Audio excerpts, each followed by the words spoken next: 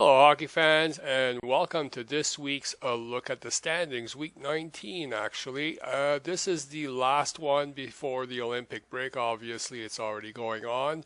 The next one's going to be in 3 weeks because I actually need a week of hockey to make one of these. So, yeah, nice vacation for me, I guess. So, Boston, Tampa, Montreal.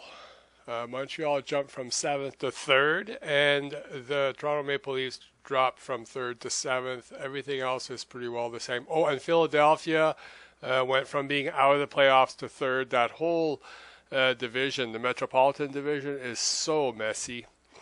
And it just goes to show you the difference here. Most of the teams in the top 8 have won, except for Detroit that's lost one. And the Pittsburgh that's lost one, no big deal there. They got like more points than anybody else by a mile. And the Metropolitan, 83 points for Pittsburgh. The next one is 67 and then 66 for the Flyers. I mean, the drop off is incredible. And it's like that in the West as well. But if you look at the bottom teams, other than Washington having won two, everybody else is lost. So the difference between being in the top 8 and the bottom 8, well, it is what it is. And now for the Western Division, St. Louis has finally passed Chicago.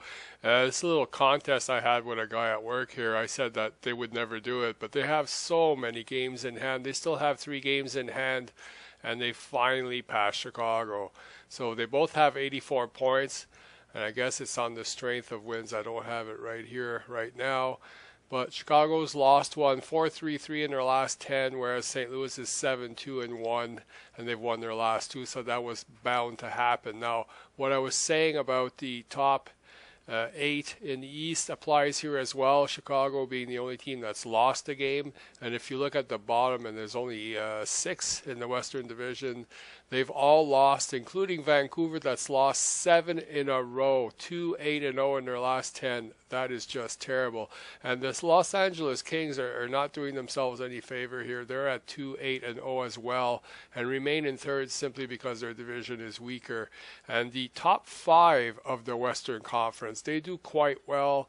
They're all in the 80, almost 80 points there for Colorado. And then the drop-off is 68 at Los Angeles, and then it just goes down from there. There are 6 teams that are in that same point range in the West, and then it drops off from there. So the strength in the West is only in their top teams, not necessarily in their bottom teams.